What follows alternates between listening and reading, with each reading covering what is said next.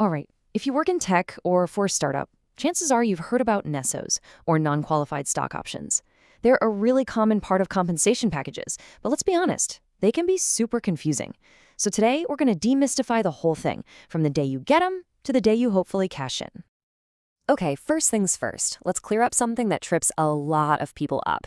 You hear the letters NSO, and you might immediately think of the NSO Group, the company behind the Pegasus spyware. That is not what we're talking about today.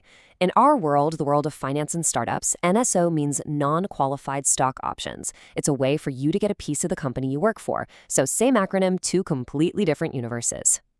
So you get the email. Congratulations, you've been granted NSOs. But what does that actually mean? Do you own a piece of the company now? Well, not quite. And this is probably the most important thing to get straight right from the start. A stock option isn't a share of stock. It's the right to buy a share at a price that's already been locked in for you. Think of it like a coupon for a future purchase. To really wrap your head around NSOs, it helps to think of them as going on a journey, a life cycle, really. There are 4 main stages, and they take you all the way from day 1 to the finish line. It all kicks off with the grant. That's the day the company officially gives you the options. Next up is vesting, which is basically a waiting period. You have to stick around for a while to earn the right to actually use your options. Once they're vested, you hit the exercise stage. This is where you make your first big move. And finally, you get to the sale, which is, when you actually sell your shares. Now, this brings us to a really important term, the strike price. This is your magic number. It's the price you get to buy the stock for, and it's set in stone on your grant date. It doesn't matter if the company's stock value goes to the moon, your price stays the same. And because your strike price is fixed, that creates something called the bargain element. It's just a fancy term for the gap between the stock's actual market value and your low strike price. So if your strike price is $2 a share and a stock is trading at $10 when you decide to buy, that $8 difference, that's your bargain element. And you need to burn that turn into your brain because that's where you're going to get taxed for the very first time. Okay, so your options have vested. The waiting game is over, and the ball is officially in your court. You now have the right to buy the stock. But the big question is, how? Turns out, you've got a few different ways to play it. You usually have 3 main choices. The first is exercise and hold. This is where you use your own cash to buy the shares and then you just hold on to them. The second is exercise and sell, which is what they call a cashless exercise. You basically sell all the shares right away, use some of the money to cover the cost, and you get the rest in cash. And the third is sell to cover, which is kind of in the middle. You sell just enough shares to cover your costs and taxes, and you get to keep the rest as stock. And this visual really breaks it down nicely. See, with exercise and hold, you put your cash in and you get a pile of shares out. With exercise and sell, there's no cash in from you. It all happens at once, and you just get a check for the profit. And with sell to cover, some shares are sold off to pay the bills, and you walk away with the remaining stock in your account. All right, let's talk about the single most confusing and most important part of dealing with NSOs, the taxes.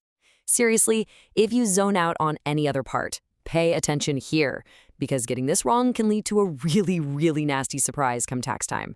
People call it the double tax trap. Yep, you heard that right. It's a trap, because with NSOs, you get taxed twice. Not once, twice. There are 2 totally separate moments where you're gonna have to pay up. The first tax hits you the second you exercise your options. Remember that bargain element we talked about? That on-paper profit? The IRS treats that as ordinary income, just like your salary. It'll even show up on your W-2. Then, the second tax comes later when you actually sell the shares. Any additional profit you make on top of that initial bargain element gets taxed, but this time as a capital gain.